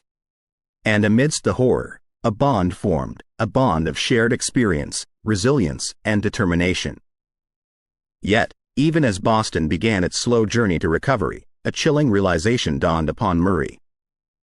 The threat was not limited to a few cities. It was growing, evolving, and unless they found a way to stop it at its root, it would continue to spread. Late one night, as he surveyed the city from a high vantage point, a resolve hardened within him. This was not the end. It was merely the beginning of a larger battle. With uncertainty looming large and the weight of the world on his shoulders, Murray made a silent vow. No matter where the threat emerged, no matter how vast or terrifying, he would be there, standing tall, leading the charge against the darkness. Chapter 18. Shadows in Seattle. The damp air clung to the early morning mist as Ballard Bridge stood silent. Seattle, once a bustling hub, had been reduced to eerily empty streets, the occasional whistle of the wind, and hurried shadows of the brave or desperate. While the rest of the city had been making progress against the Purple People Eater threat, Ballard Bridge had turned into a living nightmare. No one knew why the aliens seemed to gravitate more toward the Ballard Bridge. It was as if the structure held some significance to them, or they sensed something humans couldn't. Abductions were rampant, and the once beautiful bridge, showcasing splendid views of the canal and city, now only offered haunting memories. Murray Strongway, amidst his team, looked at the bridge from a distance. The water underneath shimmered with reflections of emergency lights from the nearby encampment. They'd set up a temporary base of operations to figure out how best to deal with the heightened concentration of aliens in this area. What's different about Ballard? Wondered Dr. Alara, adjusting the focus on her infrared binoculars. The lens picked up the chilling outlines of the translucent, purple-tinged creatures skulking near the bridge's pillars. Their numbers have doubled, maybe even tripled, Murray observed with a deep sigh, his seasoned eyes tracking their movements. A local officer, Lieutenant Anna Summers, approached them. A native of Seattle, she'd been heavily involved in the initial defensive operations against the aliens. We've tried pushing forward 3 times. Each time, we've been repelled. They're stronger here. More aggressive. The trio watched as a patrol boat cautiously moved closer to the bridge, floodlights illuminating the arches. Almost instantly, a series of high-pitched chirps filled the air, creating a cacophony of disorienting sounds. The waters churned violently, and the patrol boat, engulfed in a sudden thick fog of sedative mucus, went dark. "It's a death trap," murmured Anna, her voice betraying a hint of despair. Dr. Alara, grim-faced, nodded in agreement. The counter-signal worked in other parts of the city, but here, they seem almost immune to it. The Ballard Bridge mystery deepened as the nights went on. More than once, Murray ventured near, only to be driven back by an overwhelming number of aliens. Their hypnotic, potential telepathic prowess seemed amplified, leaving scouts dazed, confused, and vulnerable. One evening, as darkness draped over the city, Murray decided to take a covert approach. Accompanied by Anna and a small team, they navigated the network of tunnels and drainage systems underneath the Ballard area. The damp, claustrophobic environment was unnerving, but Murray's resolve was unwavering. Emerging from a concealed spot beneath the bridge, they witnessed an unsettling sight. The aliens, in larger numbers than seen elsewhere, seemed to be congregating, communicating in a series of complex chirps and reverberations. It was as if Ballard Bridge was their central hive, a base from where they strategized their next moves. As Murray observed, a horrifying thought crept into his mind. What if Jacksonville was not an isolated incident or even the beginning? What if it was merely a test, a small sample of what was to come? Hiding in the shadows, they witnessed something even more perplexing. A few of the aliens seemed to be drawing patterns on the bridge's surface with their sedative mucus. It wasn't random but appeared symbolic, almost like a ritual. Anna, her eyes wide with realization, whispered, "My grandmother used to tell me stories." Local legends about the bridge being constructed on old native grounds. Sacred grounds. Could it be? Could the aliens be drawn to places of spiritual or historical significance? The links to the 1958 song in Jacksonville and now a native legend in Seattle, it couldn't be a coincidence. Murray's heart raced. We need to research this. Understand the significance. There might be a pattern, a reason they choose specific places. The small group retreated, but not before capturing images of the mucus patterns. Back at the base, a team of historians and cryptologists got to work deciphering the potential meaning. Days turned into nights as the team raced against time. The patterns did match certain native symbols, signifying portals or gateways. But to where? Or to what? Dr. Alara approached Murray with a grim expression. These symbols, combined with their chirps, might be an attempt to open some form of portal or gateway. Perhaps that's how they got here in the first place. The implications were staggering. If they were trying to bring more of their kind or something even more sinister, Ballard Bridge wasn't just a gathering spot. It was ground zero for a full-blown invasion. Murray, his resolve steeled, declared, "We have to stop them. Ballard Bridge is where we make our stand." But as preparations ramped up for a confrontation of unimaginable proportions, Murray couldn't shake off a chilling thought. They weren't just fighting for Jacksonville or Seattle. They were fighting for the world. Chapter 19. Conspiracy unfolds. Murray sat in a dimly lit room, surrounded by stacks of old newspapers, sealed classified documents, and ancient manuscripts. The gentle hum of a projector played in the background, illuminating a wall filled with images and timelines. His intense eyes flitted across the scattered information, piecing together a puzzle that seemed to defy the boundaries of time and logic. The Purple People Eater invasions hadn't started in Jacksonville or Seattle. No, the evidence was revealing a far more sinister and ancient connection to our world. The references were subtle, obscured, or perhaps deliberately buried in history. Ancient cave paintings in France depicted translucent, purple-tinged figures looming over humans. Centuries-old manuscripts from Asia told tales of nocturnal creatures with uncanny abilities that spirited away unsuspecting souls. And native legends, like the one in Seattle, spoke of gateways and creatures from the stars. As Murray delved deeper, he uncovered a series of classified documents, discreetly passed to him by sympathetic insiders, suggesting a global cover-up spanning centuries. Governments, secret societies, and influential organizations had known about these aliens and might have even collaborated or brokered deals with them. The truth was terrifying. Humanity had been prey for far longer than anyone could imagine. The recent abductions, the sightings, they were not new events, but perhaps a culmination or escalation of a timeless hunt. Feeling the weight of this realization, Murray knew he couldn't face this alone. He reached out to leading archaeologists, linguists, historians, and even conspiracy theorists, convening a clandestine gathering in an undisclosed location. They dubbed themselves the Orion Group, named after the constellation often associated with extraterrestrial life in ancient cultures. Dr. Luciana Bajos, a renowned archaeologist, presented images of the Lascaux caves in France. These paintings are over 17,000 years old, she stated, her fingers tracing the forms of purple beings amidst scenes of daily prehistoric life.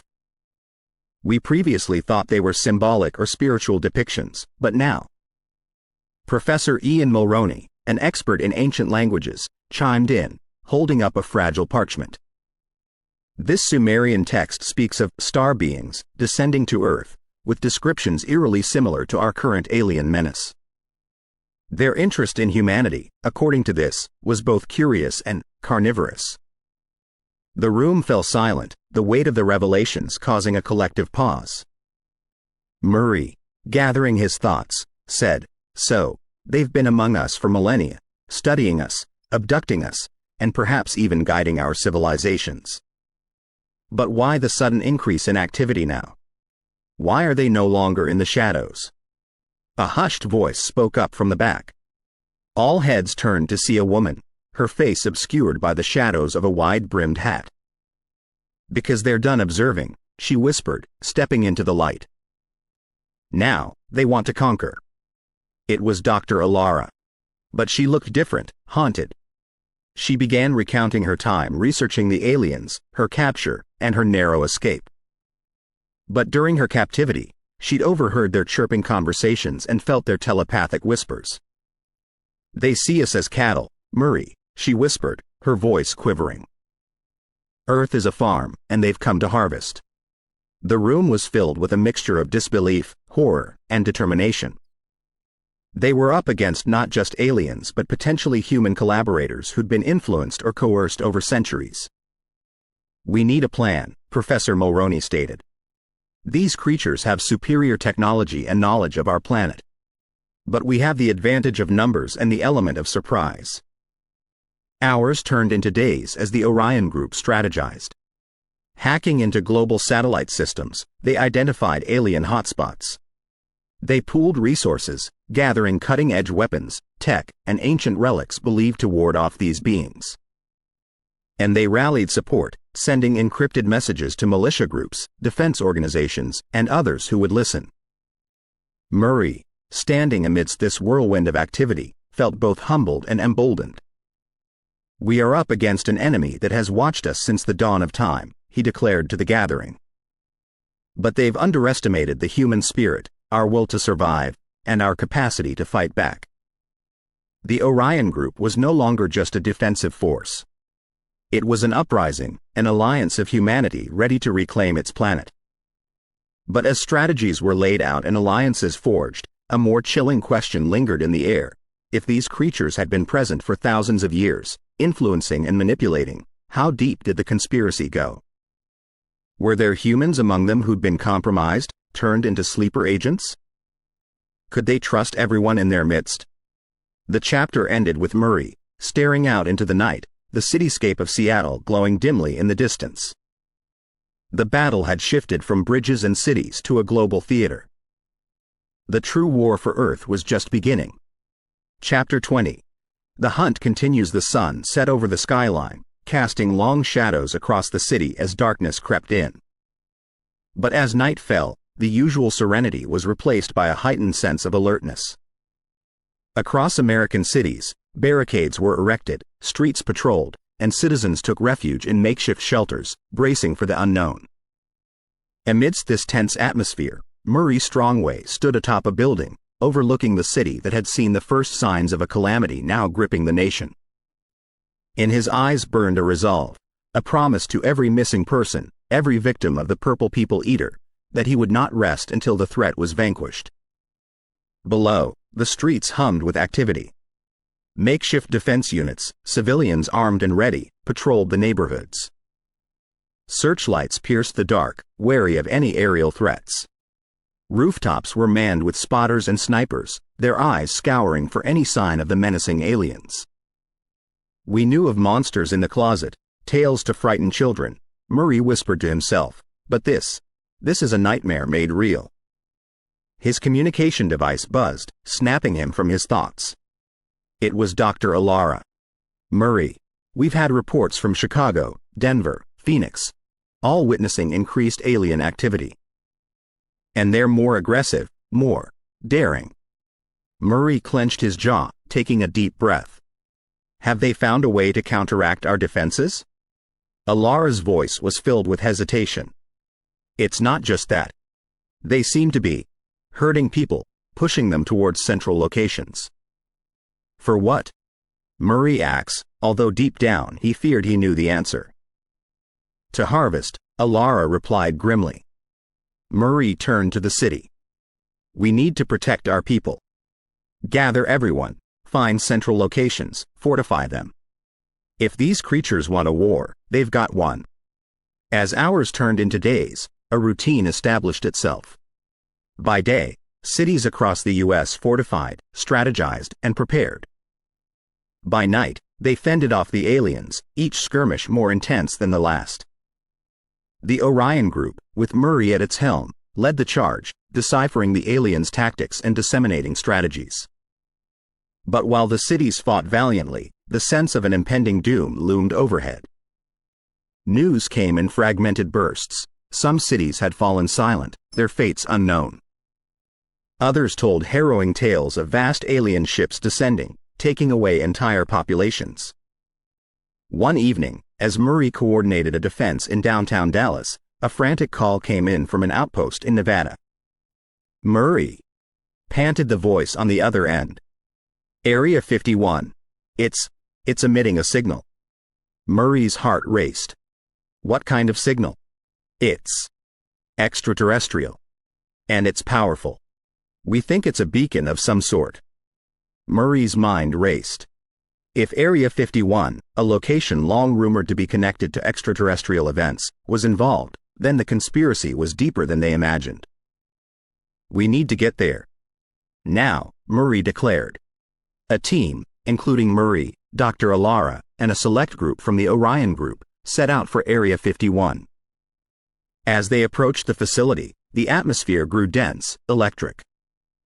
The night sky was lit by an eerie glow emanating from the base. Breaking into the heavily fortified location wasn't easy, but with each barrier they breached, the signal grew stronger.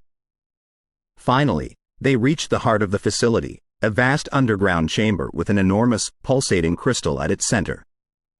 "That's the source of the signal," whispered Alara, her face pale in the crystalline light. Murray approached it cautiously. The crystal pulsed with an otherworldly energy, and its surface seemed to ripple with images, galaxies, stars, and planets unknown to man. "Is this a map?" Murray wondered aloud. Alara nodded slowly, her eyes fixed on a particular sequence. "Yes, and look here." She pointed to a pattern that was repeating, showing a massive fleet of ships heading towards an unmistakable blue-green planet. "Earth. They're calling reinforcements," Murray whispered, horror dawning on him. A deafening roar interrupted their contemplation. The chamber's walls shook as the sound of countless alien creatures grew closer. They were trapped. Thinking quickly, Murray aimed his weapon at the crystal. If this is their beacon, then maybe. With a resounding blast, the crystal shattered, plunging the chamber into darkness. The signal, for the moment, was disrupted. But as the team emerged from Area 51, their momentary triumph was overshadowed by a greater terror. Above, the night sky was filled with streaks of fiery light. Ships, larger and more numerous than any they'd seen before, descended upon Earth. Murray's heart sank, but his resolve hardened. "This is just the beginning," he said, rallying his team. The hunt continues. In the distance, the unmistakable, haunting chirp of the purple people eaters echoed, signaling the beginning of Earth's greatest battle. The chapter ended with the world on the precipice, humanity united but facing an invasion of unimaginable scale. We hope you have enjoyed our storytelling offering tonight. Please be sure to subscribe and turn on notifications to be alerted of future weekly additions to our collections. Paranormal Untold Stories.